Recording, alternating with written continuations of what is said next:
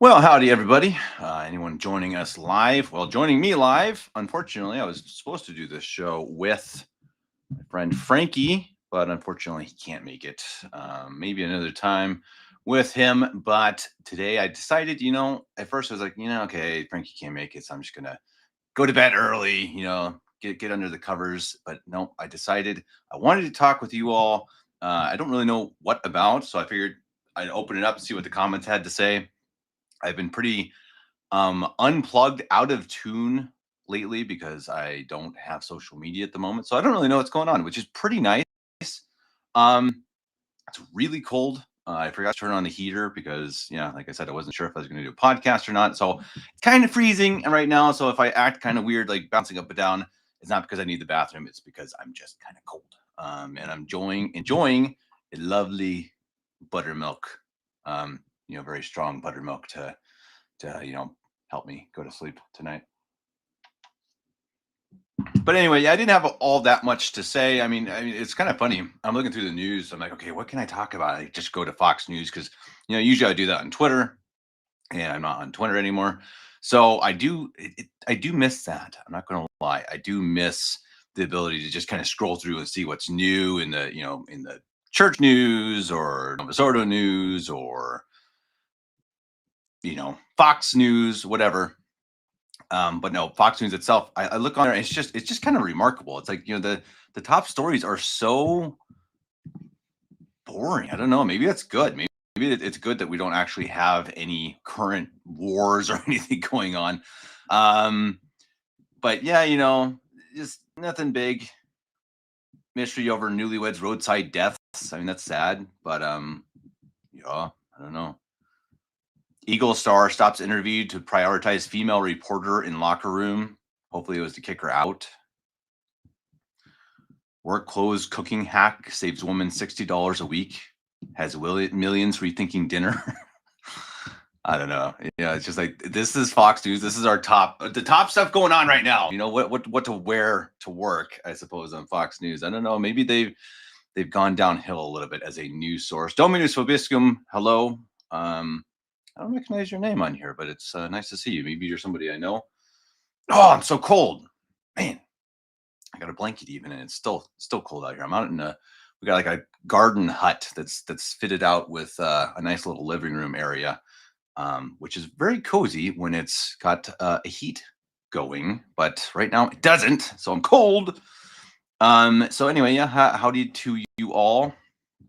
You guys, let me know if there's anything you want me to talk about. If you have any questions for me, just kind of figured I'd get my face out here for a few minutes tonight. I think it's because we've had guests the last few weeks that I've not really been very much out there on the podcast. I plan to get more into it, recording more material in the coming weeks. Louis Vecchio has also been busy, so we have not had the last 2 weeks at the shows for um, the Vatican II show. Wendy's is going bankrupt. Dad, are you serious? Man, I loved Wendy's. I used to get the 4 for $4. I actually like that. I'm not gonna lie. Now I try to stay away from fast food these days, but boy, that was a good deal, man. You could get a what was it, fries and a burger and a drink, $4.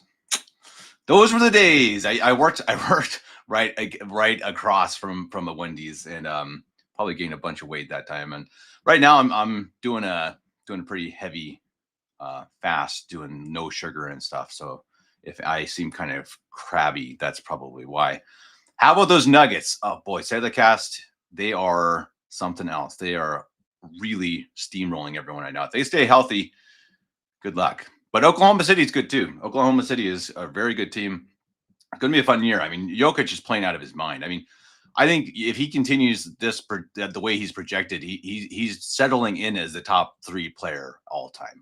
I think he might be there already, but he's certainly getting there. That explains to me why they're advertising being open until midnight. I assume you're talking about Wendy's. That's interesting, but that actually kind of surprises me. They've been around forever, and I thought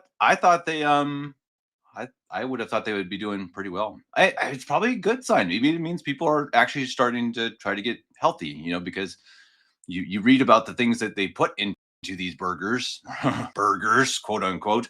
It does make you kind of wonder how these companies exist, how they're allowed to exist. I mean, my wife and I talk about that all the time. How crazy it is, the poisons that are allowed to go into foods in America. But again, I don't want to just be a downer about that. I do think it does seem like they're moving in the right direction. You got Robert Kennedy Jr., Maha. I think they're trying to figure it out. They're trying to get healthy, and that's pretty cool. And I think it is something that I'm really fortunate here in Germany that they have just better regulations, better rules, that you're just not allowed to put stuff into food like you are in America. So I have been healthier since I've been over here. Generally, the German beer gets me a little bit. So again, a reason why I'm going on that kind of a diet. Patriot Mom, Fox is never really for the people. They're controlled just like all the MSM. I agree. I mean, like, it's not like I'm a Fox News guy. Just kind of like, okay, what should I talk about? Fox News, and yeah, that's yeah, they didn't really have much going on, but especially, yeah, the Fox News opinions. No, thank you. That's certainly not something that to be after. But I don't really have a news source. It's interesting when I listen to YouTube. So I've given up social media, but I actually don't have. I'm not using my phone right now except for 5 minutes a day. But I do have an MP3 player, so I download some videos sometimes each day, not every day, but sometimes. And I typically listen right now to Piers Morgan. I like him because he just has different guests on and actually seems to try to actually get to the root of stuff. But yeah, he has some pretty dumb opinions sometimes and dumb guests. But he's kind of the one I typically go to. I used to watch Tim Pool a lot, but I just kind of got tired because he said the same things all the time. Like every show, he just said the same things. I was watching Dave Smith, but his language is pretty rotten, and he, I don't know, eventually he gets it's like so many people are so pro Israel that's just all they can ever talk about. He's like the exact opposite. And it's like eventually it's like, okay, dude, yeah, I get it. You don't like what Israel's doing. It's like, I agree, but can we maybe, actually talk about other things? And I think he's so down on Trump and he's a libertarian. But yeah, I just find him an interesting voice, but I'm kind of getting sick of him lately. So I don't know if anyone has any suggestions for like a daily news podcast. That would be pretty cool. Cause that's just kind of how I get up in the morning, I go to work, and in the first hour of work, I can listen to something on my headphones. So I typically just kind of like getting what's new. Yeah, as Dad says, Piers Morgan is liberal, but tries to be intellectually honest. That's exactly how I feel. And honestly, this is crazy, but I feel kind of that way about the Young Turks. Now, the Young Turks have abysmal ideas. Like, don't get me wrong, their politics, everything is bad. But I do think that they seem to actually kind of tell the truth of that. They just say what they actually think. Like what's Chank and what's the girl's name? I can picture her face, but anyway, they're again, they have dumb opinions, but they just seem kind of honest. So I kind of liked it. Like when they come on Piers Morgan or other shows I watch, and they say things that are dumb, but it's like I just think that they're telling you how they actually think it is, and I just think so many of these guys, let's say Ben Shapiro, they're just like ick. I can't even handle it. I don't even want to listen to them, and it's just so dishonest, I think, and just just nothing I want to listen to. I listen to a lot of sports too. I ain't gonna lie. I listen to Nuggets post games. Yeah, I like Megyn Kelly too. You know what, Dad? Megyn Kelly, I think she just thinks it's cool to drop the F bomb. And I just can't stand women using foul language. I just can't take it. Like I just hate it. Like, really, it makes my ears bleed. So men using it's bad enough, but women just constantly dropping the F bomb, that just bugs me so much. I turned her off. But you're right though. During the election and stuff, I think she's very, very smart, good at what she does. But just eventually, she was another one. It's kind of like, I just don't really want to listen to her anymore. Patriot Mom says, have you followed the story about Ben Shapiro saying the young should go somewhere else if they can't afford to live here? Oh man, Ben. But it's an interesting thing, Patriot Mom, because I think I found that with Matt Walsh. I like Matt Walsh a lot. I think I agree with him on a lot of different issues, but he has had several of these opinions where he's like, he thinks it's ridiculous for someone not to go to work when they're sick. So if they're sick, they should just always go to work no matter what. And it's like, bro, you do a podcast. I mean, shut up. I mean, it's like, who do you think you are? You think you talk for the common man? You're a podcaster, Mr. Blue Collar Matt Walsh, sitting at home doing a podcast. Come on, these guys really lose touch with reality. And again, that's just a big reason why I just get kind of sick of it. Stefan Bushman, hey, I haven't seen you on here. Nice to see you. According to media reports, Leo the 14th, also known as Prevost, will receive 5 transgender activists for lunch on Sunday. Wait, is he going to eat them? Or I'm kidding. Yeah, it doesn't surprise me. I mean, again, he's just, he's continuing everything that his predecessor did, maybe even more so. I just talked to somebody about that recently, how I think it's the best thing that could have happened. That he continues down the same liberal path. I think you're going to have a lot of people realizing the errors of, the supposed papacy, how he cannot be the Pope. And thus, well, the answer is we are in a state of sede vacante. So I think that him continuing to do this, continuing to go down these roads of perversion and letting, perverts run around, St. Peter's Square in an approved parade, you ain't going to be bringing people to the church that way. Certainly not the true church.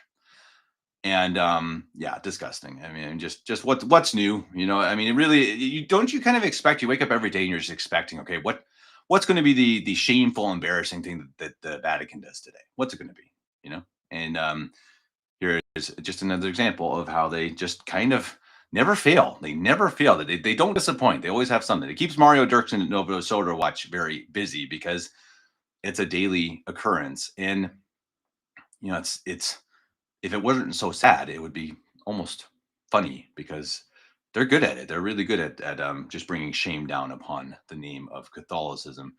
And I wonder how long that's going to last. I wonder if eventually, if I've said before, I wonder if they're just going to stop calling themselves Catholic. They're just going to say, we are the faith of humanity. We are the people's church. We are the one world religion.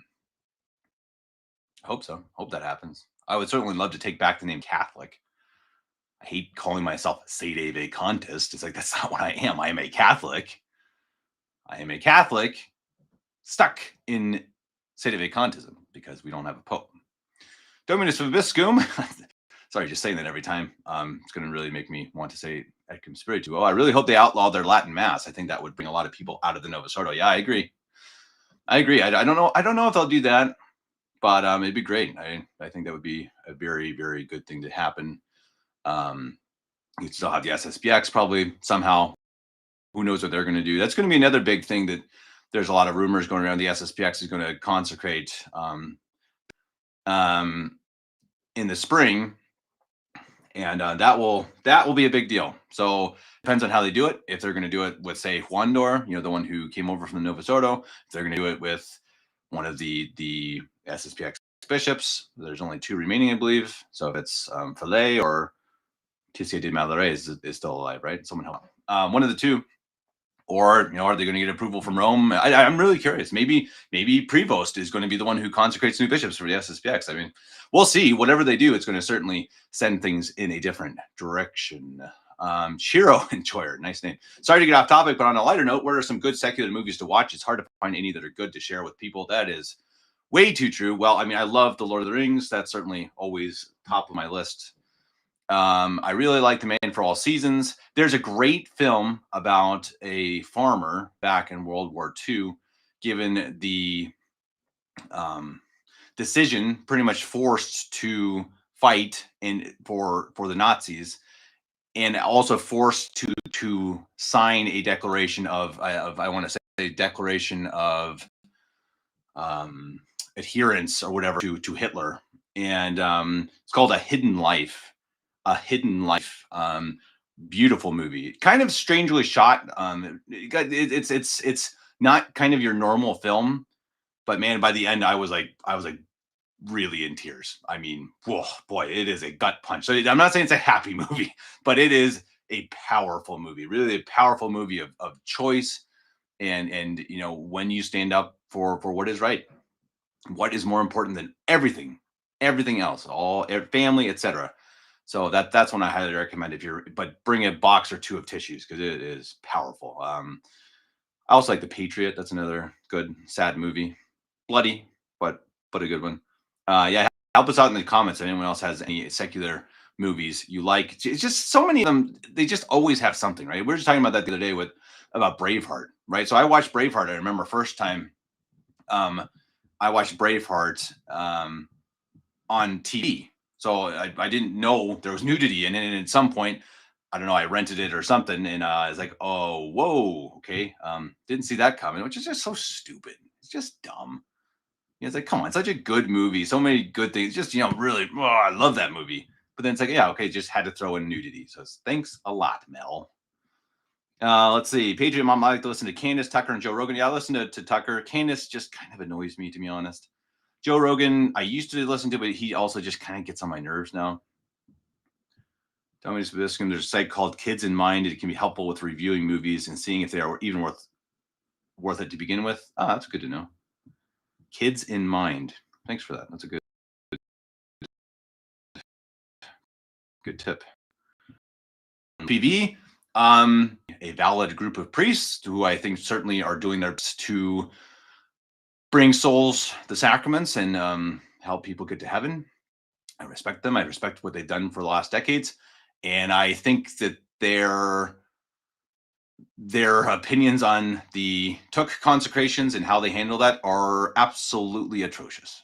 Absolutely atrocious, especially after watching the video done by Mr. Heller, Dr. Heller, and Father Creer, Father Zepeda at Catholic Wire, absolutely proving the sanity, etc., of Archbishop Took. I think their position is horrific. Honestly, I think it's horrific, but I think they're good priests otherwise. Let's see what else is going on. I love talking about movies. You guys are awesome. Enjoyed Bells of St. Mary's, Singing in the Rain, and Trouble with Angels. Yeah, I remember all those movies. It's interesting. The Steven, good to see you, man. The Bells of St. Mary's is a really interesting one because I like it too. Like I grew up with that movie. I like it. But you know what's fascinating? If you watch that, really pay attention to that when you watch it, because the two protagonists, basically, maybe one's an antagonist, honestly, is the Bing Crosby and Ingrid Bergman, right? Ingrid Bergman is the nun, Bing Crosby is the priest, and Bing Crosby, of course, is the main protagonist, and she's almost the antagonist, almost ish. But if you actually pay attention, she's the conservative, she's the traditionalist, she's the one holding to values, etc. And he's this literal modern priest, and it's pretty interesting. Like watch it again, and you'll kind of be like, oh yeah, okay, don't love that. Still a good movie, but it's just kind of disappointing. All right, let's keep going down these. The thing of being terrified. I guess I'm not going to say I can recommend it because I don't remember if it's totally clean and stuff. But I remember being like, "Oh, this is very gross and scary." The Village is good. Yeah, that's a good movie. That is one that the twist really was kind of like, "What? Huh? What? Did that just happen?" Yeah, totally. That is a good one. And I actually liked Signs, Signs, and The Sixth Sense. Though I think The Sixth Sense might have a scene or two that are not great. But they were good. M. Night Shyamalan back in the day was good. He was predictable to have a really good movie with a really good twist, and now not so much. The twists are done with. Even the old movies you have to censor. Yeah, I've talked about that before, Patriot Mom. About it's called The Keys of the Kingdom, I think, with Gregory Peck, and it's actually it's not banned, but it is what's the word? It is highlighted by the League of Decency, Legion of Decency, back in the 1950s. And the priest is just a super liberal modernist who's just like his communist friend ends up like dying, and I think they're in China, and he's on his deathbed, and the priest is just like, you're the best, you're like the best man I could ever known, and I wouldn't even try to bring you to the Catholic faith even if I wanted to. You're such a good man, kind of stay as you are. Disgusting. It's one of the worst movies I've ever seen. And I know that Catholics watch it because it's old and it has a priest. It's a horrible movie. Horrible. Keys of the Kingdom. Sorry for anyone who likes it. Watch it again. You're going to see it totally differently. It's a terrible, terrible movie. Again, Steven, thanks for being here. How do I think the roundtable with Anthony Esquire went? I loved it. I thought it was a ton of fun. Thank you for hosting it.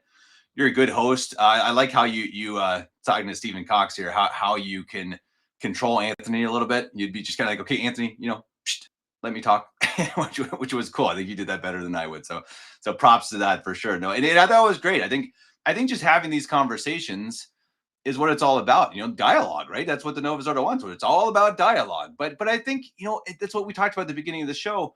Just intellectual honesty. Just being intellectually honest. Look, Steven, I don't think you and I probably agree on everything, but I think you're an honest guy. I think you're searching truth. Same with Anthony. Now, I think I would definitely, I would disagree, with you or anybody else if I needed to, and I'd state my opinions as strongly as I can. But I think those are the conversations that have to be had from all sides. Because again, if you have men searching for truth, are we just supposed to say, oh no, they're not Sadies. They're not Sadies. They're not Sadie contests. They believe he's the Pope. I'm not going to talk to them. Ugh, cooties.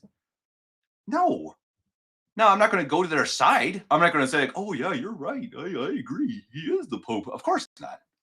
Unless I guess if they convince me, I suppose. But I don't see that happening. But having these conversations is, as my dad said, transformational. I agree. Steven, round 2, I'm up anytime you like. I am your Huckleberry. Yeah. I mean, I'd love to. I mean, it's one of those things that I am certainly no expert in any of this. I'm not very intelligent. Don't pretend to be. Never have. I'm a sportscaster. But maybe that's what it takes. Isn't it funny? You need someone who, maybe it's because I'm not super intelligent that people are comfortable to talk to me. It could be. And it's funny how that works, right? And I know the basics well enough that I can argue them well enough, and it works. And Steven, especially if you're there, I appreciate you. And yes, anytime, round 2. Let's see. Matrix 1. I went to an SSPV church when all the other ones were shut down in 2020. I'm trying to find a good Latin mass, but not having any luck in this area. Where are you from, Matrix? Let me know where you're from, and we'll see if we can find you something.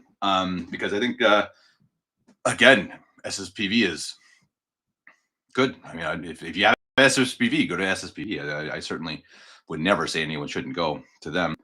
Though I would say just saying the Latin mass is not, that's not the whole issue. The rites in liturgy are important, but more important is, do they actually have the faith? Do they actually give you valid sacraments? That's what I would consider. But yeah, let us know where you're from, basically, and we'll see if we can help you out. Stephen Bushman, Bishop de Malloret passed away in October. That's right, in 2024. Galareta. Okay, sorry about that. Yeah, I forgot which one. I knew one of them passed. I forget which one it was. Do you think that SSPX will consecrate even when Rome says no? That's the question. I honestly don't know. I'm Stephen Cox. If you're still here, I'd be curious of what you think about that. I think I may have asked you that on one of our shows. I'm not saying you know, obviously, but just your opinion on it. I mean, will they consecrate without permission? Maybe. I don't think anyone knows. I think that's what's so exciting, if that's the right word, about it. They could go any way. I really think it could. I think they could do it with someone from Rome. They could do it with approval. They could do it without approval. I am not sure. I think it'll be very interesting to see what they do, and I think it could be a game changer. I mean, obviously, if they have consecrations done by Juan Dor, the supposed bishop who came over from the Nova Sorda without being properly ordained, even, then yeah, you're looking at big problems. Certainly, and yeah, I think that hopefully we'll see people getting fed up with SSPX. Probably not. I don't know. I think they don't. Okay, I don't want to be too harsh on them, but I don't know. I think Lefebvreism is a dangerous thing, because people start thinking as Lefebvres rather than as Catholics. But I'll try not to be too harsh about that. SSPV is in Bethlehem, Pennsylvania. Again, yeah, Matrix. If you can go SSPV, absolutely do it. Highly, highly recommend. True Catholic. We have so many Nova Sordo churches around us, and we also have SSPX, FSSP, CMRI, and 2 different resistance groups in this area. It's crazy. Wow, that is fascinating. I wonder where you are. There's an area I know in Minnesota that's like that. They have like a ton of traditional groups in the area. Very, very interesting. But yeah, definitely out of those groups, certainly I hope that you are attending the CMRI, because the other groups are iffy at best. Diego Velasquez, good name. Hey, Kevin, do you like foosball? Do you like it better after being in Europe than before? I like watching the World Cup, the European Championship, Champions League. Sometimes, I like the big games. And like if I'm sitting down with my father-in-law having a beer, watching football, soccer, whatever you want to call it. Yes, I do. I do enjoy it. I'm not a fan. I'm just not. I'll watch it. I like it. I like the big tournaments, but it's just not my sport. Just not. I am an American football guy, basketball, baseball, American sports. I will stay up till 2 a.m. watching them, unfortunately. Yeah. It's this coming week on Sunday. Broncos play against the Chiefs. It's a huge game. Starts at 10:30. When would that be? Oh, it's my time. So 10:30 p.m. So I'll be up until about 2:30 a.m. on Monday morning, and then I have to go to work. And because I'm an idiot, but what can I say? Oh, Stephen Cox with the question of the night. What is my favorite sports movie? Oh man. Oh, that's a good question. The one that gets me every time is Rudy. Rudy has some pretty stupid Catholic moments in it because it's the modernized Notre Dame. But just it gets me, man. It just does. I've got to admit it. I like Rudy every time. Remember the Titans is a really good football movie as well. Hoosiers is awesome. Basketball one. Baseball, yeah, a lot of them are really kind of cheesy. Field of Dreams has its moments, but it's actually a pretty weird film. Like I've watched that again, because I love baseball and it has some iconic scenes, but the whole movie is actually kind of weird. It's like kind of about hippies and leftism, and I didn't really appreciate that as a kid, but I watched it again recently. It's like, I don't really know I like this movie. So yeah, it's a good question. I mean, if I had to pick, oh, Miracle Father. That's a great one. Thank you for that. I forgot. I was not thinking about Miracle. Great selection. That's a really good movie. Awesome story. My dad, correct me if I'm wrong. He knew Coach Herb Brooks. So that's a great point. That's a really good film. Yeah, those are the ones that come to mind. Good question. Boy, Steven, that's a great question. Thank you for that. Let's see. Oh, my comment section froze. What's new? Oh boy, am I frozen? Teenage rebellion and very disturbing band uniform scene that I fast forward. Yeah, I don't remember that we watched that as kids, and I think we got to a certain age and we stopped watching it. I think my mom was kind of like, yeah, maybe this is not so appropriate. Disney, you got to get some good stuff, but they just have to throw something in. Do you love it enough to donate? Okay, I don't know what you're talking about. Post Falls, Idaho. Oh, interesting. Wow, who would know? DVM at my SSPX Chapel's monthly Q. It was never meant to be an ecumenical council. False. Thus making it non-binding on all Catholics. False. Oh, these guys. Yeah, I mean, just look it up on the Vatican. Boy, am I? You guys hear me? You look up on the Vatican website. It is solemnly promulgated by Paul VI. And Paul VI, guys, go watch that was in the introduction video by Louis Verrecchio. You can just look that up. Vatican II. Oh boy, what's it called? Vatican II. Looking again at Vatican II. I forget the exact name of the series, but the introduction has a really good, part about that, exactly how it was not a quote unquote pastoral council, not at all. I don't know if the name is worth that much. I could send you a rosary if you want. Whoa, who are you sending rosaries to? Man, I want a rosary. I got a rosary from Heart of Mary Rosaries. I don't think it was you, but I got a couple from what's the gal's name? She was the first one to comment. Start of the Sea. Yeah. Oh, they're still like my favorite rosaries. They're really firm, but they're made with string. Usually I don't like those, but these are they're heavy. They're really, they're strong. I love them. Really, really, like some of my favorite rosaries I've ever had. So shout out to her. Unpaid sponsoring. Let's see what else. Miracle in the Hockey is the most superior sport. Someone named Mailer Tarshall. Certainly that seems fitting for you. I can tell you, watching hockey live, like in stadium, is the coolest. Father Geckel should appreciate that one. really actually an amazing experience. Highly recommend. If you haven't been to a hockey game, go to a hockey game. Just the atmosphere is something else. Totally something way better than American football. Like I love American football on TV. I actually don't love it in the stadium. Didn't love it. Honest. I'm not gonna lie. I did not love it. Baseball, you gotta grow up with. Baseball was my first love. Unfortunately, my team has been bad for 20 years, like really bad. So that hurts a little bit. But right now, it's since the Nuggets are so good, like American football, basketball, hockey somewhere because the Avalanche are also extremely good. So a good time to be a Denver sports fan. Okay, what else we have? Catholic. I converted to Catholicism in 1997 by way of SSPX. My husband and I came around to Samurai finally around 2017. Wow, appreciate that. Family members run the local Resistance Chapel and came out of Samurai. Oh, not sorry, I'm not happy to see that. That's too bad. Yeah, well, pray for him. You know, some people just need more time. You know, who knows? Who knows what it's going to take to get them over? I think that's we were just talking about that the other day. How eventually it's so cliche, but it really does come down to just living our best lives. Being the best we can. Being good examples, being charitable all the time. Not being critical, just being good, and that's really what will, if anything, will convince people that's it. It's not going to be and really like the conversation with Stephen Cox, and Anthony Abate. I think those are the types of conversations, just an open, just nice conversation, saying how we think. And that's, if what I believe is true, which obviously I think it is, then that will win, right? That will win out. The truth will win. And so if I'm right, then having these just nice, gentlemanly conversations is a great thing to do. We don't need to debate. I shouldn't debate. The church says we shouldn't even debate. Just talking about it, asking good questions, etc. That's the way. So again, thank you to Stephen Cox for having that. Father Gecko, how is your no social media November going? It still has its moments of being tough. Like I really wanted to get on Twitter to look at the news today to see like, okay, what should I talk about? But I can tell you, for my stress levels, it's fantastic. Like I had so much less stress. It's amazing, Father. It's like I'm not stressed out by anons anymore. Like there aren't these dumb anons from their mom's basement like ticking me off constantly.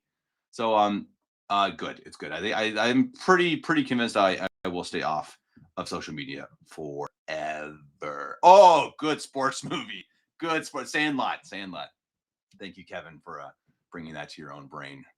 Forever. Yeah, also a little bit of immodesty in there too, isn't it? With every movie, unfortunately, even like kids' movies. What the heck? Come on, guys. What are we doing? House of Golden Rosaries has excellent rosaries. Thank you for that. We have competing rosary companies in the comments. Love it. That's when you're in a truly Catholic YouTube stream, when you have people talking about the best rosaries. That's awesome. DVM, at that same Q&A, I asked how these Novus Ordo clergy can govern the church if they don't hold the faith, and he basically told me the material formal thesis without trying to. I'm not going to get into the thesis at the moment, but yeah, sounds about right. I mean, eventually, I just think being an R&R, it's so funny because they always call us the Protestants, but I mean, eventually they're just setting themselves up as the rule of faith, right? Right? Or the SSPX heads, or Lefebvre, or Taylor Marshall, or Mailer Tarshall, or whatever, and obviously that's ridiculous. It's absurd. That the rule of faith has to be set by the papacy, which is divinely inspired in faith and morals, and that we can always be safe in following the papacy if there is a true pope. So, it just is not a Catholic mindset. Sorry, it's not. And I'm sorry for them, because they don't. I think they don't really understand what it means to be Catholic. If you don't understand that, you can't just say no to the Pope. You might want to go back to the catechism, boys. You might want to go back to the catechism. Let's see. Flip and Flee are the Swedge. I got you. It took me a second. Running the United States. The JOOSs. Maybe. I mean, I'd say certainly Zionists are. I don't think there's any denying that. Like I am a guy who, I voted for Trump. I certainly picked him as the lesser of two evils. I'm not the guy who loved him. Like people always say, like Kevin loved Trump. That was never me. I never said that. I voted for him because I determined him to be the lesser of two evils. I didn't blame anyone for not voting for him. I blame people for not voting. Again, big difference. People always misquote me on that. I did not say you had to vote for Trump or you're a bad Catholic. No, I said you have to take part in the voting process. And that's very clear from Pius XII and other theologians. You need to take part in it. It is your patriotic duty to take part in it. Doesn't mean you have to vote for Trump. You need to take part in it. That means maybe you're voting in your local elections. You're voting, down the ticket, whatever you're doing. You need to take part in voting. I don't know how did I get on that again? See, you guys get me down these rabbit holes. I get myself down these rabbit holes. True Catholic, my husband was watching a video. Boy, my mic is so weird. I guess you guys must hear me okay because I keep like cutting out for myself. My husband was watching a video where Father Chicoine said that SSPX is a back door to the Novus Ordo. Samurai was here in Coeur d'Alene in 1968 when SSPX followed in 1978 and then FSSP. Interesting. Yeah, I'd heard that they have a big SSPX chapel near Coeur d'Alene, or maybe I was thinking that was near City of Mary, which is near Coeur d'Alene, right? Ish. I don't know. I've only been up there once. My brothers are up there, but I don't know the area all that well. But yeah, I mean, gotta bring those people over. I wonder if we should get some. We need to print out some flyers. Come to the true mass. Are you not listening to the Pope? CMRI.org. Anyway, yeah, I've heard it explained. This is DVM. I've heard it explained that when the Pope puts out something new, we run it through our theologians and experts. That's so true. It's so true. I mean, this was really happening. It's happening. Yeah, the Pope splainers, right? It's the people, Bergoglio would get on a plane and say, "Yeah, it's fine to be gay," and the Pope splainers like, "Well, that's not." He didn't actually say that. He just said that. We don't have to. It was on a plane. It was on a plane. He wasn't teaching it ex cathedra. It's fine. It's fine. Fine. These guys. My hardcore buttermilk. Drink of men. Burns so good, the buttermilk. Let's see. Voting is a humiliation ritual. Oh boy, here we go. Black Pillar. Designed to make us give consent to evil, whoever you vote for it. I completely disagree. I'm not going to go I'm going to get mad if I go down this road. It is just not true. Simply not true. Look it up. You need to take part politically. It is your patriotic duty. Look it up rather than just thinking that's how it is, or following someone on Twitter who says, "Yeah, it's bad to vote because it's all." Come on, look it up. Look it up. Servus. Hey, good name. Servus. Have you ever looked into the 1958 conclave and the fact that there was 5 minutes of white smoke billowing from the Sistine Chapel, yet no Pope emerged on the loggia? I have a bit, and it's fascinating. The 1958 conclave is really strange, and I think it's certainly possible that Siri was elected and then booted. Maybe he was threatened, etc. But either way, it doesn't matter because he was never recognized as Pope. So I mean that the whole Siri theory is like, yeah, was he elected first? I think that's possible. I don't know, obviously, but I think it's possible. But it doesn't matter because he didn't ever act as Pope. You can't be a private Pope, guys. It doesn't work that way. I don't understand why. Come on. But yeah, it's very, very interesting time, and I agree. The enemies of Christ seize control of the church structures. I think you're right. I think you're right. I think that makes a lot of sense. I mean, we don't know, but I totally think it could have been Siri who was elected, and then yeah, maybe, who knows? Maybe he was threatened. Hard to say, but sad. Obviously, then you imagine what if Siri, who is a conservative, obviously had been elected.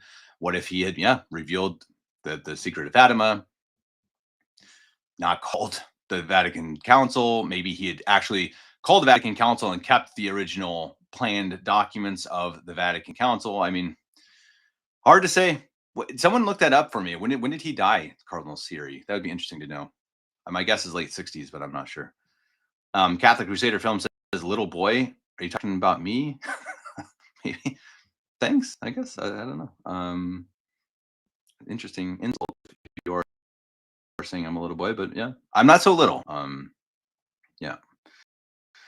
Using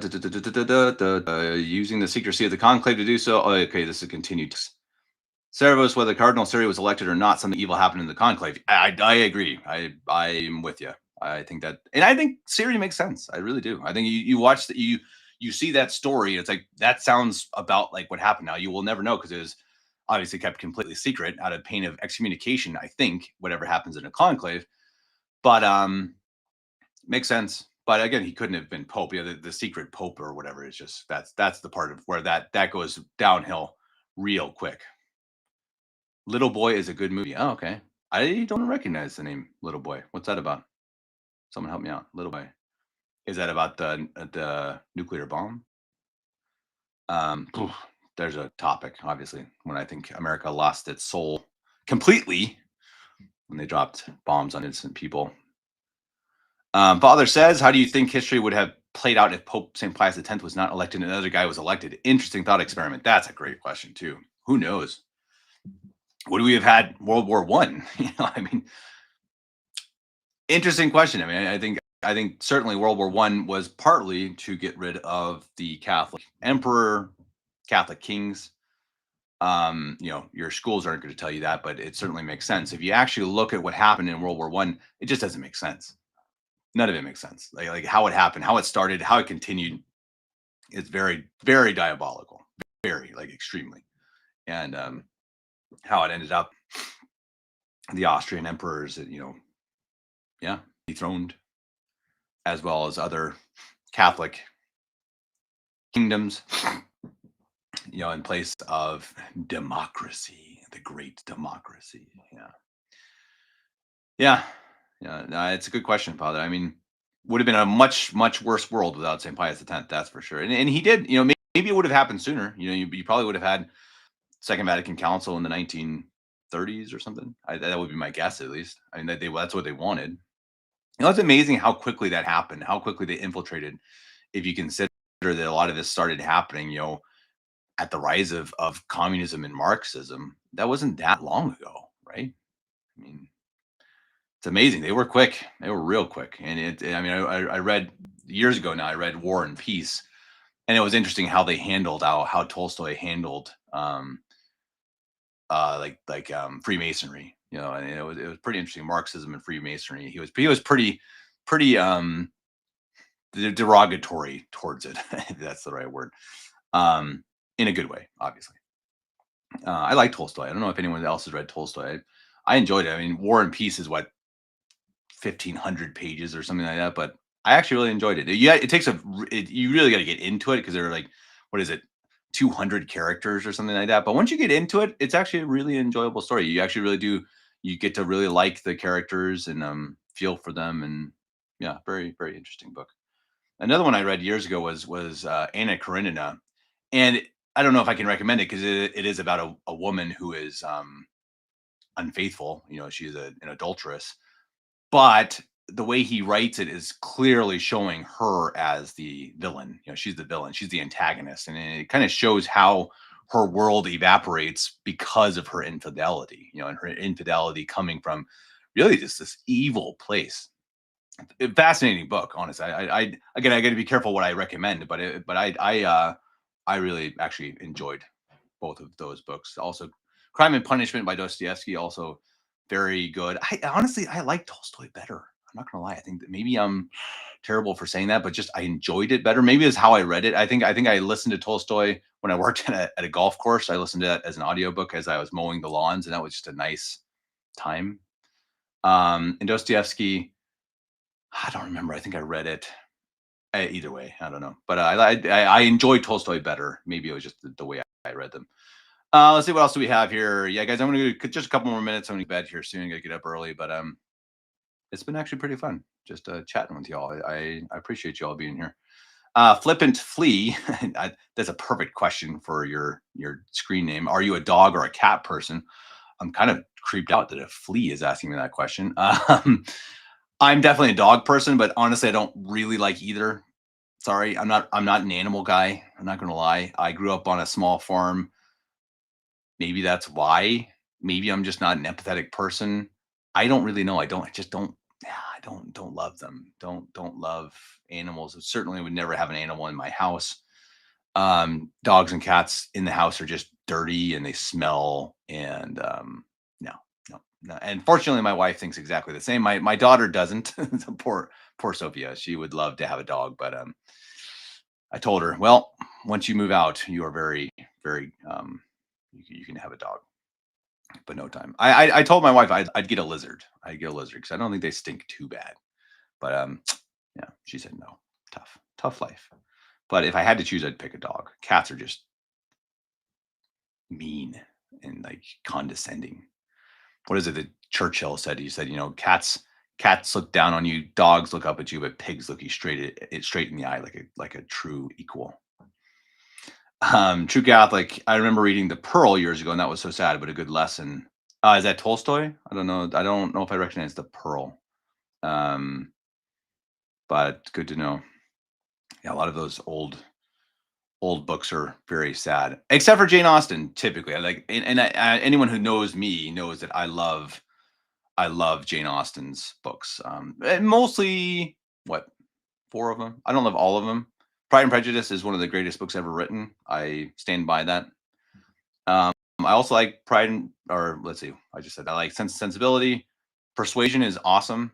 I really like Persuasion. They have a really fantastic heroine who's just a good person.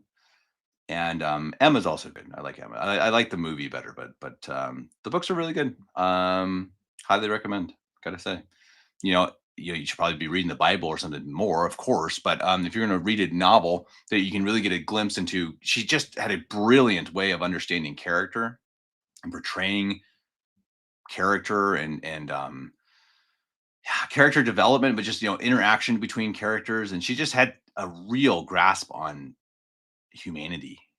Really just amazing. Her writing style is just beautiful and funny and witty, and especially Pride and Prejudice. Just a amazing book. Just amazing. Just the characters, the way she describes them, the way they all connect together. That you can judge different personalities based on the characters, and just a fascinating book. I highly recommend Pride and Prejudice to anyone who has not already read. Very good book in my opinion.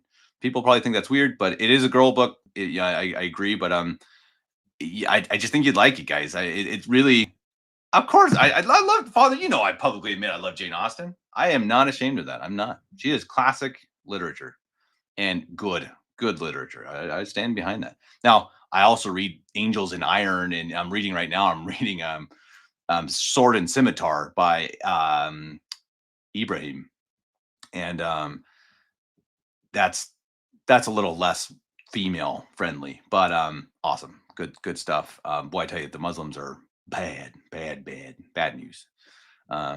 But no, I stand behind my love for Jane Austen. I will not back down, Father. I will not do it. Emma is the best. Yeah, Emma. I like the movie. The book is kind of hard because Emma is like the villain, but she's you can I like she's kind of lovable, but she's also kind of not sometimes and crazy, which is the point. It really is the point. Like Jane Austen was making a very clear point with Emma, the character.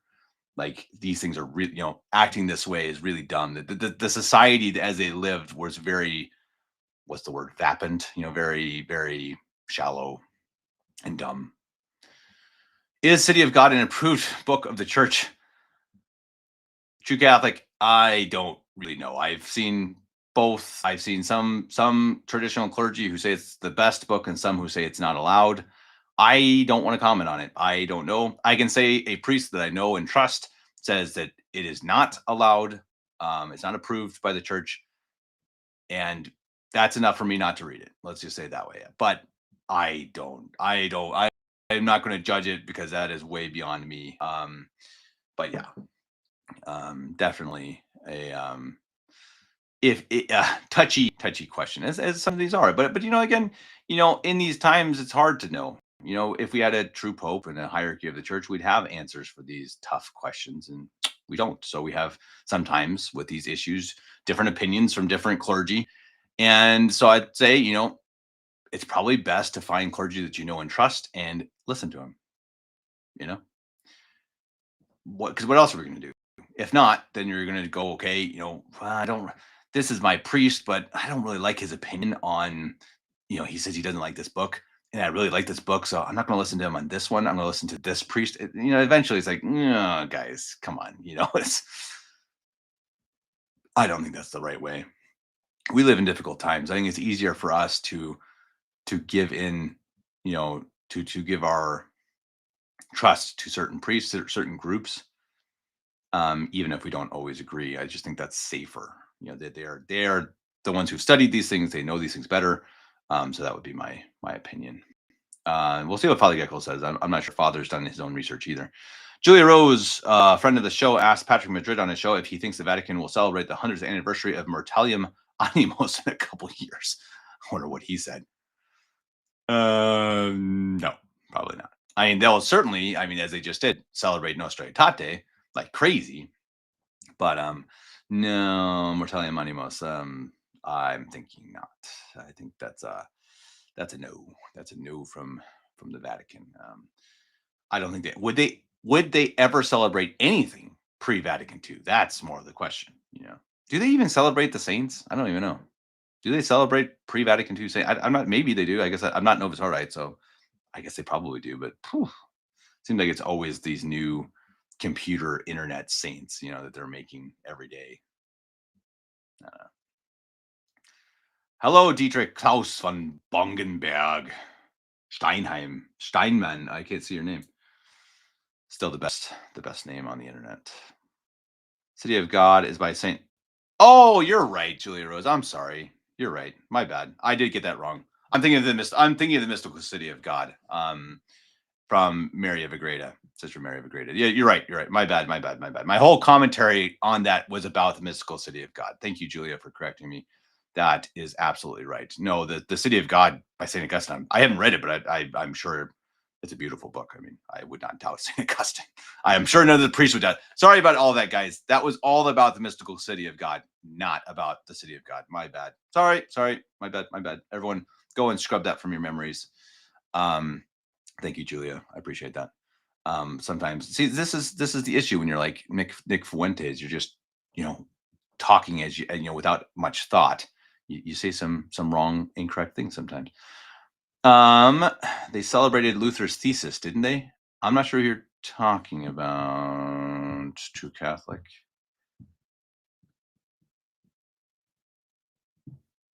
I think you're also thinking about Mystical City of God, True Catholic. That's my guess. Yeah, okay, you did too. Okay, got it. So we were thinking the same thing, at least, True Catholic. Yeah, that's what I was thinking the same thing. Yeah, and I think I would again talk to your priest about it. That would be my suggestion. I don't really know. Mateo, I can't believe that a traditionalist like you voted for Trump, knowing his backing abortion. Blah blah blah blah blah. HK agenda is that lesser evil. What a bad surprise.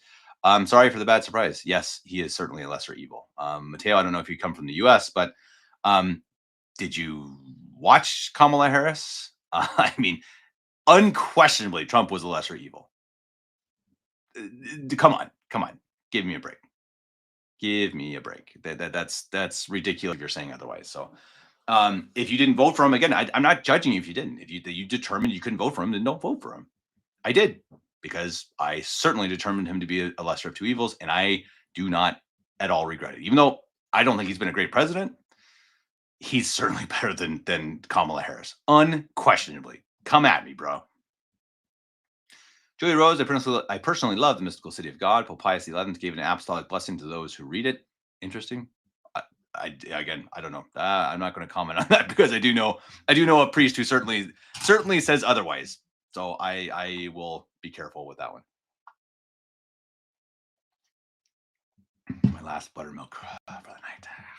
Can't overdo that. Might get a headache in the morning. Several of your roundtable discussions with Mario, Louis, etc., are very good to listen to. Would you consider devoting some time to the 58 Conclave in a future show? That's an interesting question. I mean, I don't know if those guys are experts on it. I mean, Louis might be. Louis knows all of this stuff. I mean, he's just such a good podcaster. I love Louis. Yeah, I could ask. Maybe. I mean, it's not really helpful. It's interesting. It doesn't really help us because it happened.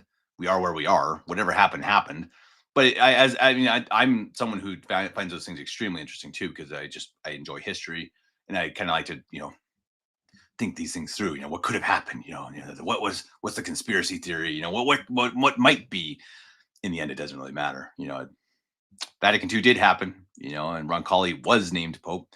But yeah, maybe I could say it's an interesting question. I know there are people who've done a lot of research into it, but unfortunately, the ones I know who did come out with some kind of wonky opinion that the Siri was a true Pope, and the Bishop in the Woods or the Pope in the Woods, which is just not. It's just not a Catholic opinion in my opinion. It just doesn't. I don't know. I don't think it makes sense. You can't have a hidden Pope, guys. The Pope, like by his name, it has to be public. At least. Maybe he can be in the catacombs, but he still has to be visibly the Pope. No. So anyway, do you have anybody different that will be on the show soon? Yeah, that's a good question. I've been pretty slow in reaching out to people, partly because I've been off social media. Um, Not really. Anyone have any suggestions? Julie, have any suggestions? People I should reach out to? Yeah, I mean, I have. I've got Louis again, and hopefully, I'll have Steven, Mario, these guys. As the times come. I want to have Father Creer, who I've reached out and he has not responded, so I may have to try again. I want to have him and Father Zepeda on to discuss their interview with Dr. Heller about the Archbishop Took consecrations. But I haven't set that up yet. Hopefully that will work. So he would be a new one. Really good priest, someone I attended mass with a few times in Las Vegas. Very interesting situation in Vegas. Crazy, like the most strange parish in the world, unquestionably. I think I can say that pretty well. Otherwise, yeah, let me know if there's anyone you'd like me to reach out to. I'm going to do one with my sister soon about homeopathy, where I'll be the critic and she'll be the expert. Um, Otherwise, I don't know. Maybe we'll do one about the good and bad of Donald Trump. I know everyone would love that show. I know they would love it. You're gonna watch it. Who was that guy earlier commenting? I know everyone loves our political takes. I'm kidding. I know you don't. He feeds the poor. Yeah, he feeds the poor. He has long lines of people coming. I think daily, every other day maybe, who come and yeah, he feeds them from different companies. Donate to him, and he sets it up and feeds the poor outside the chapel, right in the middle of Las Vegas. Amazing and really good priest. I really like him. I really love his sermons. Just a very nice, humble, good priest. Hopefully, he can come on the show. Father Gecko, we need to do another priest roundtable. 100%, Father. It's something like I'm doing right now, just answering questions, from the hip. I'm game. I'll reach out, Father. I'll do that tomorrow. I plan to do some podcasting stuff tomorrow, and I'll send out some emails, get some queries out there to hopefully get some new stuff rolling, because I know the channel has been pretty sluggish lately. Part of it, the last week I've had guests the whole week. And part of it because yeah, I've been off social media and fasting and all these different things, and it's taken a lot of my brain space. But I think I'm getting to the routine of it, so I think we'll get going soon again. I promise we'll get moving. But let me know if there's anyone you'd like me to reach out to. On that note, if everyone is done with their questions, this is your chance. You can ask me anything you want. Last few minutes. I still like that sports movie question. Stephen Cox with the question of the day. Appreciate that. That was a good one. So many good ones. There are some really good sports movies. I love movies, man. I really wish movies were more watchable. Like we could just watch all the movies. Like I saw a Frankenstein movie came out, and it's like I'd love to watch. Like I actually liked the Frankenstein book. I read it years ago, but I remember thinking like it actually had a Catholic message. I think again, someone correct me if I'm wrong, but I remember that 10 years ago, 15 years ago, thinking like, oh, that's actually a pretty Catholic message. Man trying to be God, through science is a really bad idea. And yeah, and from that, again, they've made a new movie, but it's like you just know. I'm sure I can't go see it, or see it online.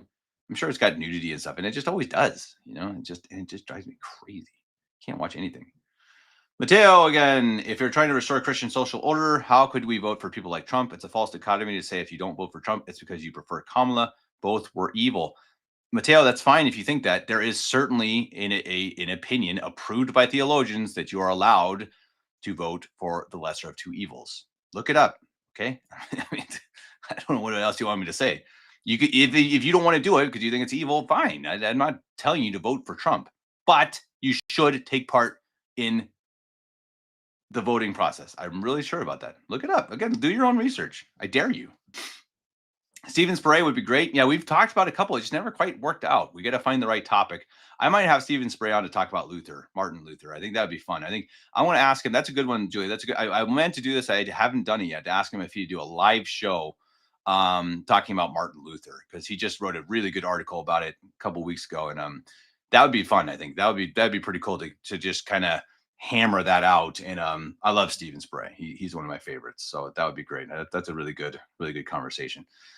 Herr Dietrich, when did you move to Germany, my friend? I moved almost 10 years ago. So in May, it'll be 10 years in Germany. 10 years. Crazy. Okay, Parchment, is there any hope of Steven Heiner conversation? No, definitely not. No, I don't platform people like Steven Heiner. Julia Rose, Rad Trad. Yeah, definitely. Like, he's one that I want to get on. Maybe him and Andrew. Andrew, did you want me to say his last name? Andrew, from Crusader Filmworks.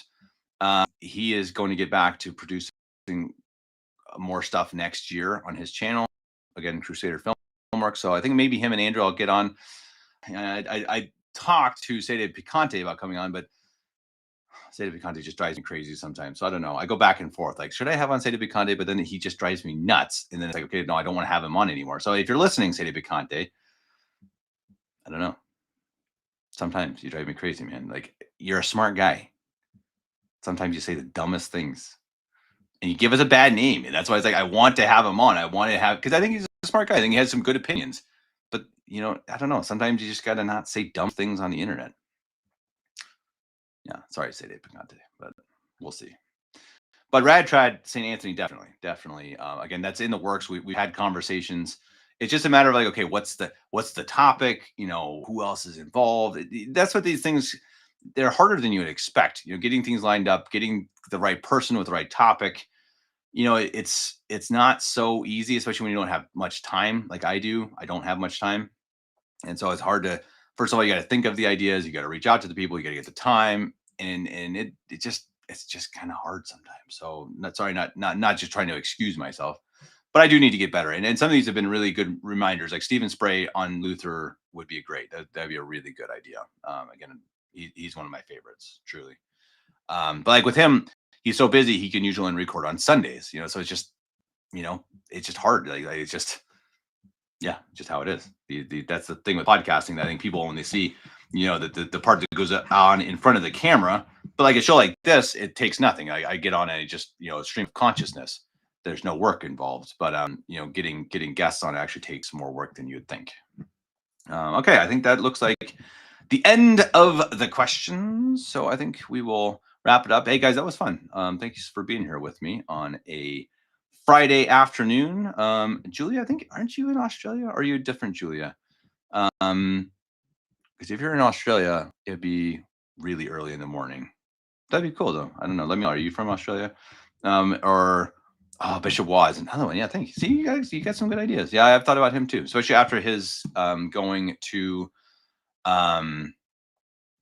the Fatima conference. I think I would like to have him on. I'm always trying to be a little cautious with clergy who are new to the conversation. Got to kind of see, feel them out a little bit, see if they're, I don't want to platform someone who ends up being in trouble. Let's just say that. Oh, Kentucky, Julia. Okay, you're different, Julia. Hi, Julia Rose. Yeah, so it's an afternoon there, right? Friday afternoon. Yeah, but Bishop Waz is a good idea, definitely. He's another one I will reach out to. But it'd be another one. Is okay. I need a conference because he's already done his main interview with Rad, so I don't need to do that. But I'd find a good topic. Maybe specifically SSPX, I suppose. I thought his comments on that at the Fatima conference were really fascinating. His feelings on Uno Cum and how that changed. That was really, really good. Sean, you're coming at just the wrong time, my friend. I'm just about to go. So if you have any questions for me, you better do it now. Pre-Vatican II, American Hungarian. Nice name. If you bring Sadie P on, please keep it to a program set of questions, a discussion of Kant and why he still accepts phenomenology while most of us are scholastic Thomistic. Ooh, interesting. Okay. Um, I don't know. I mean, I think Kant definitely is problematic as far as I understand. Yeah, like I said, Sadie P is an interesting guy. I think he's a smart guy. I really do. I talked to him and it's like, well, I think this guy can really think. He's educated, but I just think he needs to act like an adult. I'm sorry. It has its points. Sometimes you can be a little silly, but I don't know. You know, guys, sometimes we gotta chill a little bit. Be adult. Um, Trad cat. Well, guys, I'll give you a couple minutes to ask me questions. Give me a topic to talk about. I got a little bit of time. It's not too late. It's 9 o'clock right now. It's 5 o'clock somewhere. I got my buttermilk, um, keeping me warm inside the hut. Um, you guys can ask me a question if you want. Julie Rose has been helping us to helping us to get some ideas of who to interview, which is nice. I'm being told in the background here who Julia Rose is, which is interesting, or who they think he is. Good to have you here. If you are who my background comments are saying you are, I appreciate you. Let's see. LDP, would you recommend reading Lord of the Rings? 100% I would. Whoa, yes, definitely. Awesome, amazing books. Very, very good books. Full of virtue, masculinity, beautiful storytelling, wonderful characters. Love it. Love it. Love it. Definitely my favorite book, unquestionably. I know it's stereotypical, but love it. I love Lord of the Rings. I read it not every year, but probably every other year. I just enjoy just his language. It's just a beautiful English in its heyday was just beautiful, just a beautiful language, and you get that. I get that every time I read the book. It's just beautiful to hear. Just how he describes things is just I love it.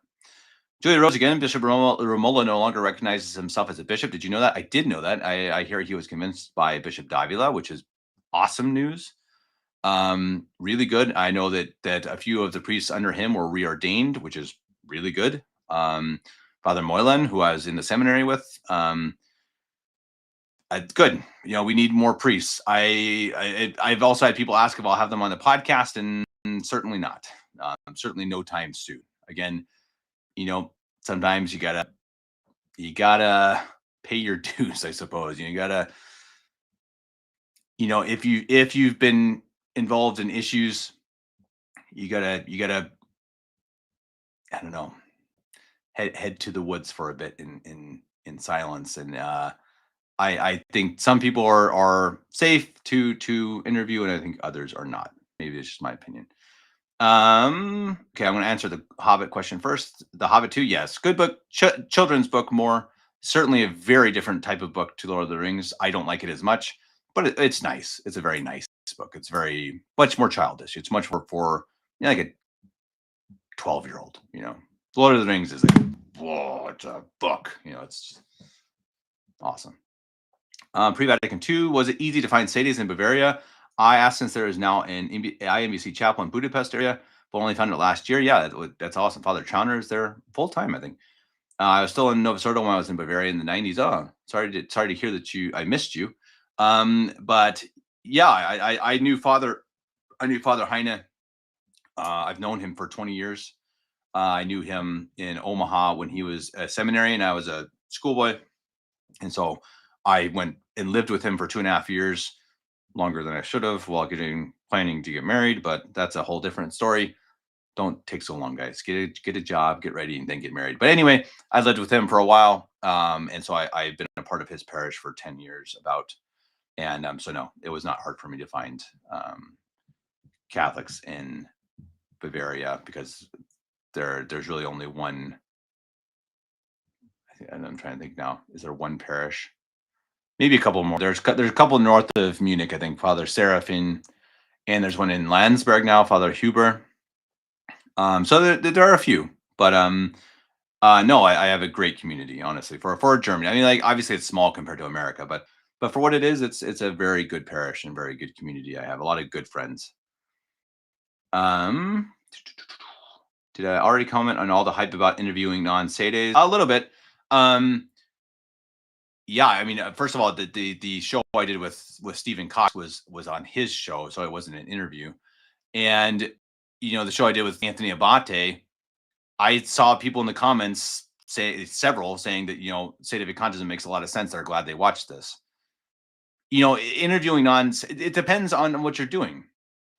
If I have on Anthony Abate and he's like, yeah,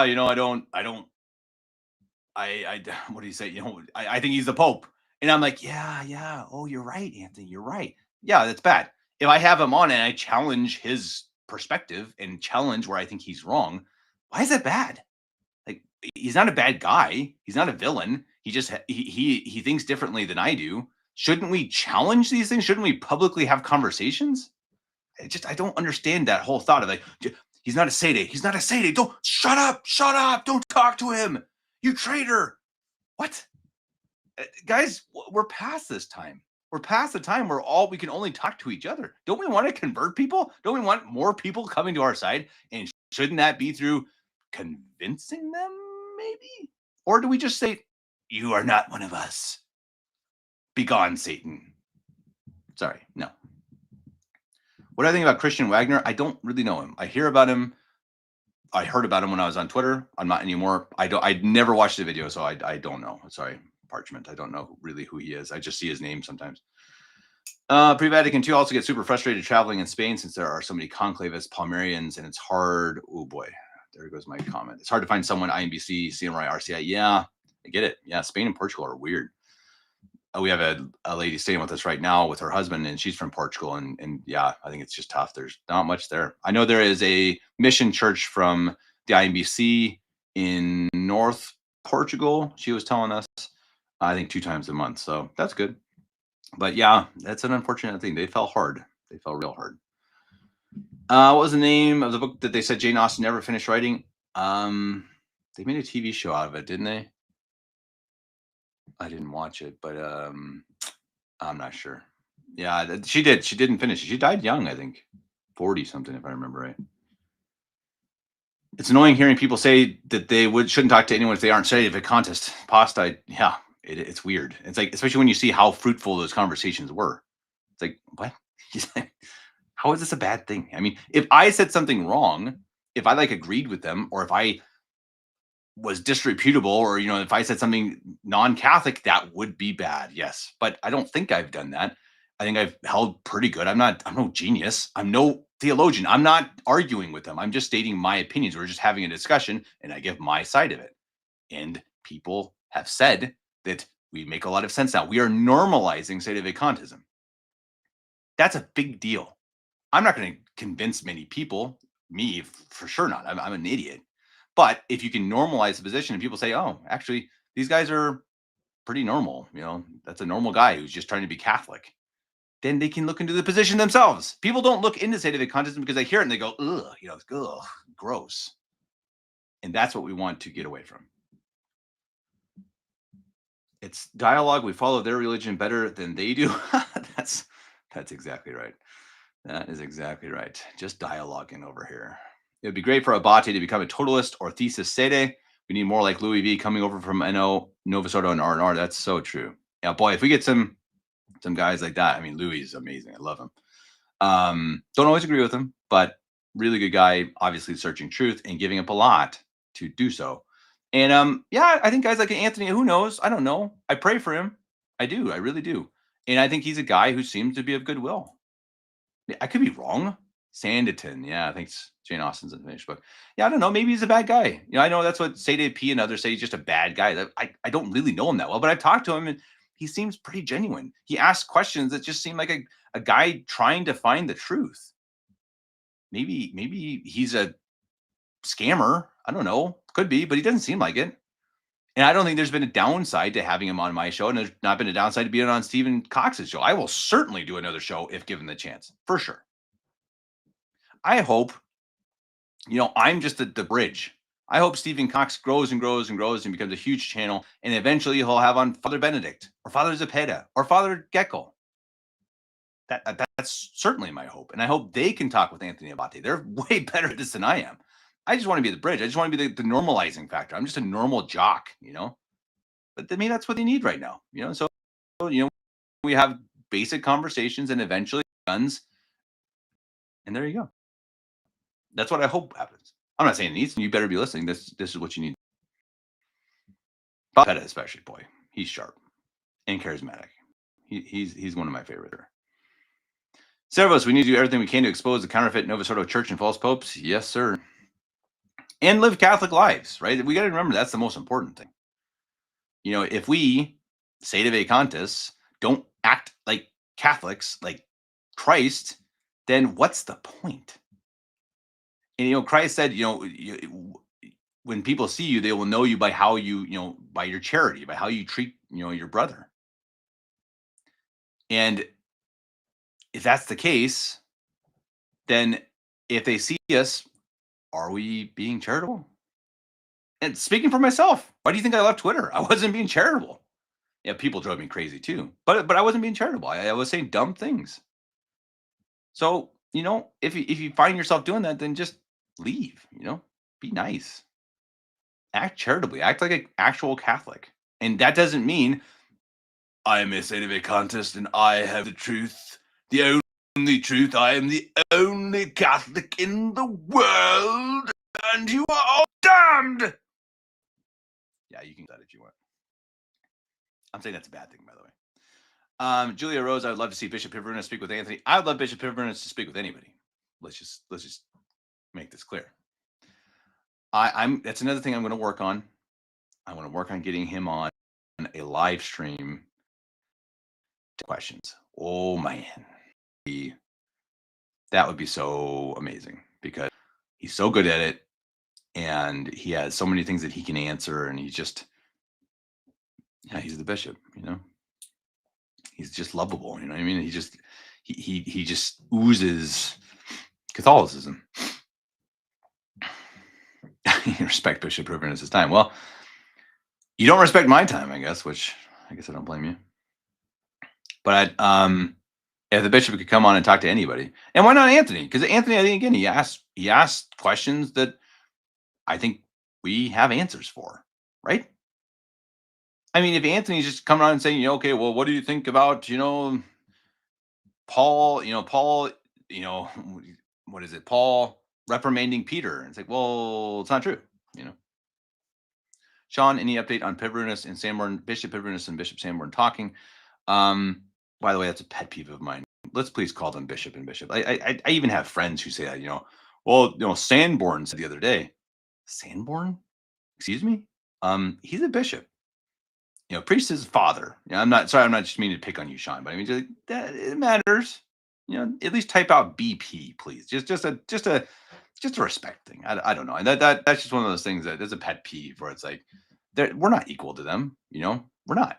They are above us. It's like children calling me Kevin. It's just like, hey, it's not respecting me. It's respecting your elder. It's not me as a person. You know what I mean? There's a lot of kids probably more respectable than me. That's not the point. The point is, I am in a position above you, so you should not use my first name. Priest is a different level than we are, so we should say father.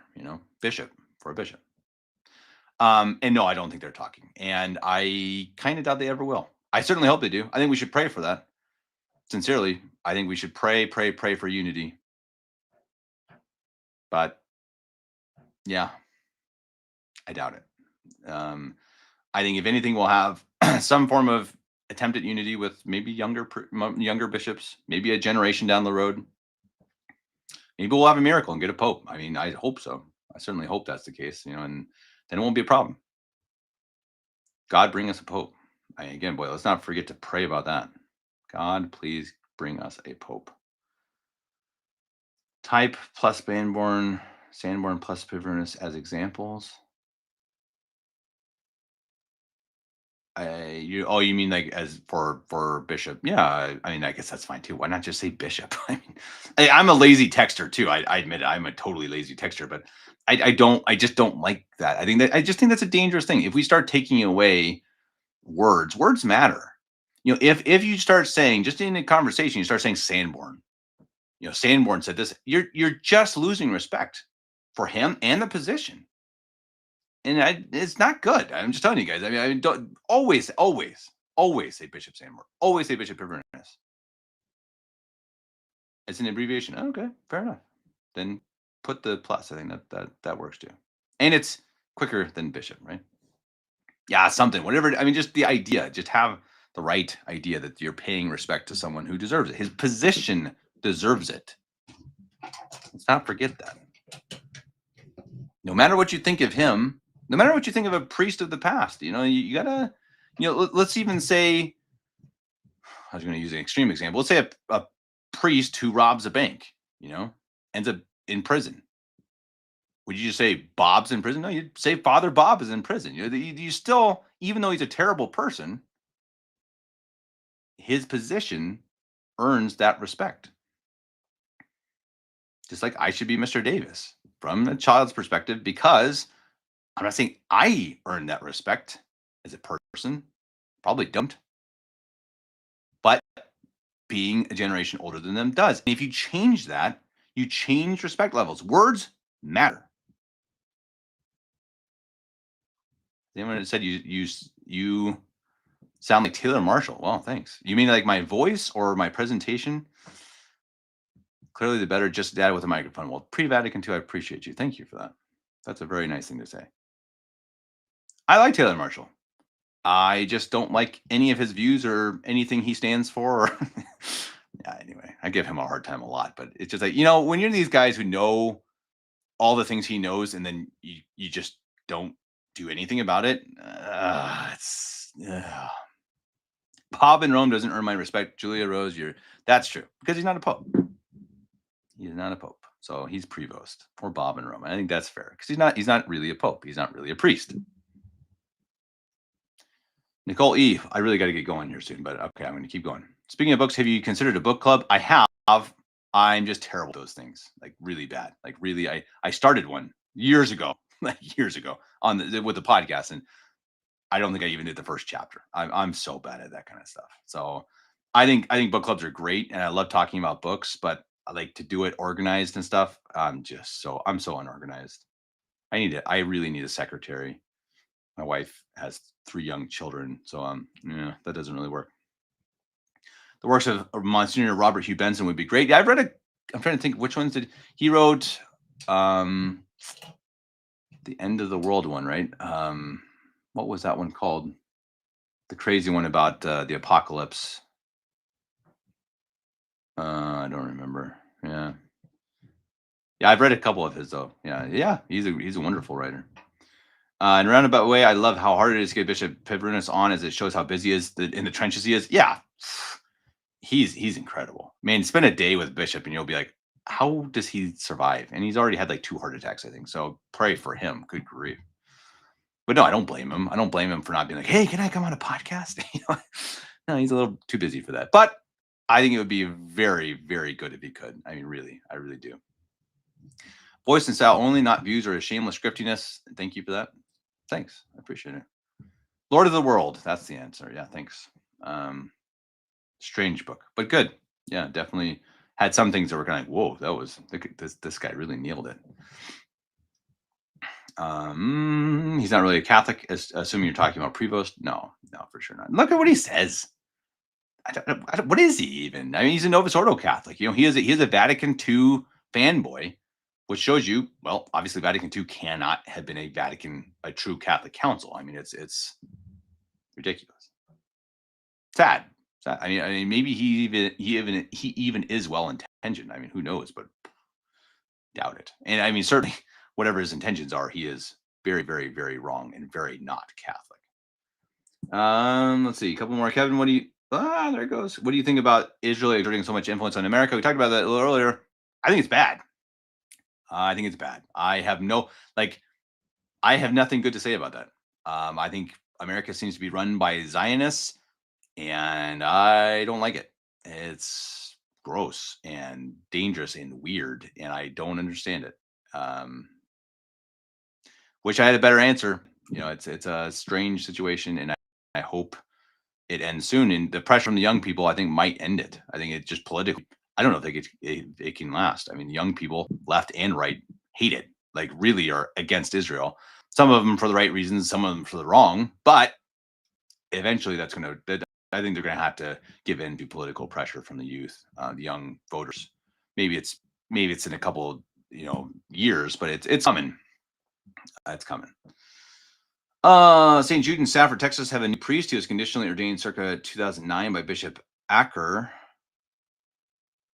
Interesting, Bishop Acker. I don't know who that is. Died in 2016, consecrated in 1961. Oh, that's interesting. Okay, that's interesting.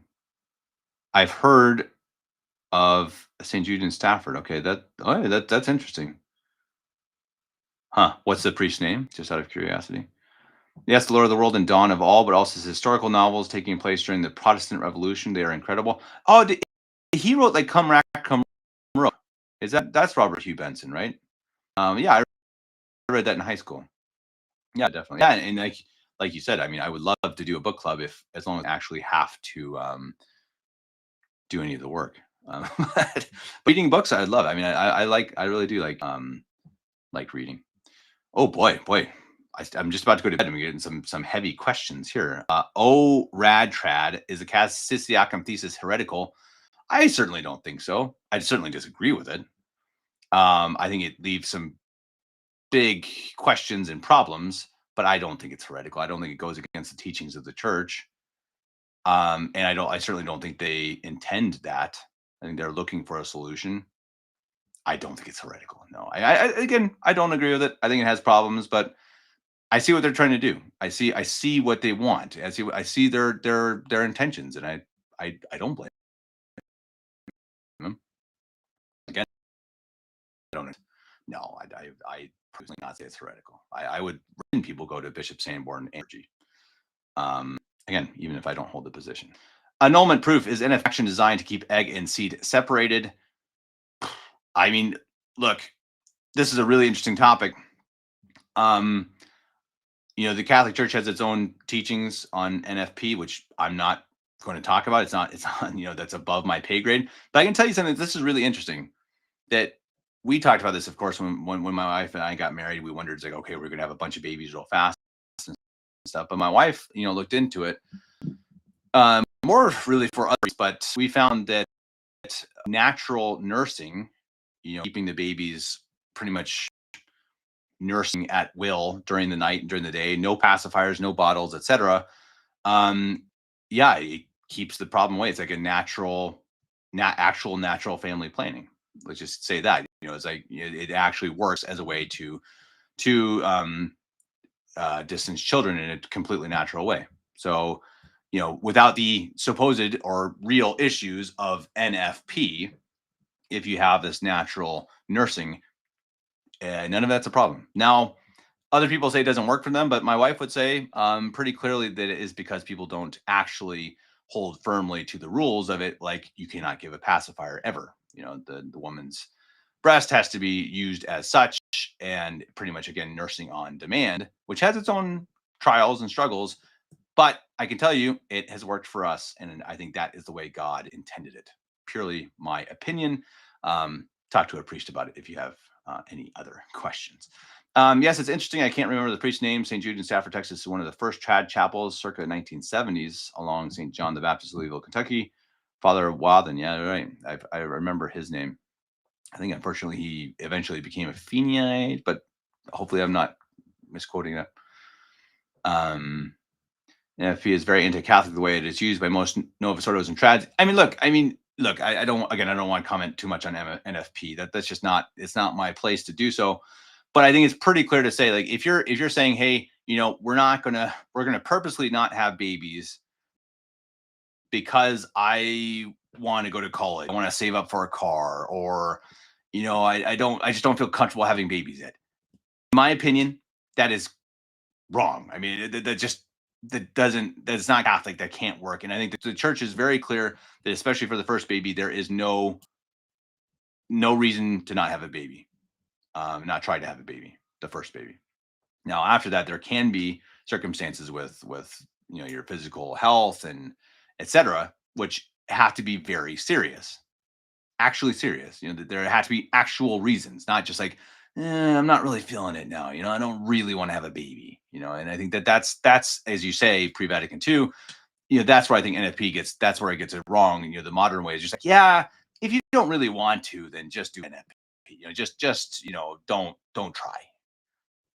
That's not the intention that God made us for. I think that's pretty clear. Dire to avoid pregnancy before health or extreme poverty. Yeah, exactly. And it's for dire situations, but dire. They need to be dire. I think that's the point. Again, I'm not a priest, but yeah, I mean, I think that's the key word. They need to actually be dire. They can't just be like, oh, I don't really want to have babies. Oh boy, I just got a bunch at the same time. How many purposes of the conjugal act are essential to it? I don't know. I don't essential to what? I'm not sure what you're asking. Julie Rose, my parents were taught by Father Wathan. He is buried in the same cemetery as my grandparents. Well, interesting. Wasn't rabid about Feeneyism, but did believe it. His goal was preserving the mass. Yeah, I get it. I mean, a lot of these things were confusing. And Feeneyism, you get why Feeney went the way he did. I did a show with Inchuigo about that. And it was a reaction to very modern times, but it was a wrong reaction, obviously. So yeah, God bless Father Wathan. We hope, of course, that he is in heaven. I'm sure he did a lot of good. There are only 6 bishops in the Novus Ordo who are consecrated before July 1968. That's fascinating. Yeah, I believe it. Gets less and less. So the whole bishop in the woods theory is getting very unlikely. There are 2 early trad chapels on the East Coast: Father Gomar de Pa in New York, St. Athanasius in Virginia, and one in Bridgeport, Connecticut. St. Athanasius in Virginia. Huh. Which priest was that? I wonder. I mean, Father Sainz Arriaga was obviously a famous one early on, but I think he was in Mexico too. And no one proved, if NFP is natural, why is there any reason required? Again, I don't. What point are you trying to make? I don't understand. Any reason for NFP? Yeah, I mean, the point is it's natural in the way that you of avoid pregnancy. Again, I'm trying to be careful with my words, but I mean, you're not you're not using contraceptives, you're not using pills. You're naturally doing it by abstaining, right? So that's the natural way. I don't understand. I don't know what point you're trying to make here. No one proof. I don't know. Are you trying to get a gotcha question with NFP? I don't really know. I mean, I don't think you're going to get me here. I bet you we probably agree on most of it, to be honest. Father Wathan was also 100% against the Novus Ordo. Rome may not have any valid Roman Rite bishops in the next 2 years or so. Father Ringrose. Oh, was Father Ringrose way back then? I think we attended mass with Father Ringrose years ago. 25 years ago, probably. Is he still alive? He was alive 25 years ago, at least. Interesting. Yeah, that's right. I remember his name. Yeah, you see those types of priests around here too. The priests who just didn't. They were ordained before, and they just said, no, I'm not going along with this. My wife's parents were married by such a priest. You just say, yeah, I'm not saying, I'm going to stay in this parish. You're not going to kick me out. I'm not saying that this new mass, and I'm not going along with any of the changes. There were more heroes than we think. I think, unfortunately, they were just, lowly priests, rather than bishops and cardinals, etc. Father Ringrose is still alive. Interesting. Wow. God bless him. Awesome, guys. Well, I really got to go. It really has been fun, though. I will have to do this more often. Just have a chat together. Maybe next time we'll talk about favorite action movies. Maybe we'll talk about Jane Austen. I'll give you my synopsis of Pride and Prejudice. I know you guys would all absolutely love that. But no, seriously though, it's been fun. I appreciate you all for being here. Everyone who came in early, stayed late. If you're watching this after it being live, probably not going to be a very good show. This is primarily intended for those who could show up and be live. So we appreciate it. Julie Rose, you can go to bed unless you like us keeping you up all night. I probably would do it, but tomorrow morning I'd certainly regret it. I've done it later than this for watching American sports. That's for sure. But this is fun. It really is. Actually, it's fun. It's like chatting with a bunch of my friends. It really is cool. Um, okay, yeah, some more comments, but yeah, Gute Nacht, pre-Vatican II. Yeah, as you guys all probably know, if anyone wants to support this channel, go on over to the Patreon, give $2 a month. That actually really does help. Um, we filed at a loss last year, our taxes, so don't worry, we're not doing this to get rich. We have some projects we want to do. I have a project I'm working with some friends in Austria to perform and record a beautiful version of Ave Maria. But we have to buy recording equipment for it, etc. So that does take some money. But that's where the money goes. You know, we're not guys. We're not getting rich on this, and I don't think that's ever going to happen. You know, I would love to quit my day job and be a podcaster, but I don't see that happening. Maybe in the next, maybe 10 years from now, who knows? But right now, it really does just kind of help to, you know, the little projects we're working on. It does help, and you know, my parents especially put so much time and effort into this. Every $2 goes a long way. So you can find us on Patreon. Just go to Patreon and search Catholic Family Podcast. $2. It's not much for you, but it makes a big difference for us. So if you could do that, would be pretty cool. And if you stayed this long in the podcast, especially if you stayed the whole way, then you should give like $10 a month because we're pretty much best friends at this point. And what we do need to do, I really do need to start doing like giveaways and stuff. Like I really do. I need to get like, if anyone signs up for 10, you know, we'll do a raffle. You know, anyone who, you know, any $10 Patreon account will send a t-shirt. I don't know. What would you guys want from me? You want my autograph? I'll sign a t-shirt. That's just weird. I'm not there yet. I'm getting there, right? I'm almost Taylor Marshall level, right? Pre-Vatican II. I'm almost there. Then I'll start signing T-shirts and kissing babies for a couple bucks. But no, seriously, you know, in seriousness, $2 a month does really help, and it does really, you know, we're not surviving on this.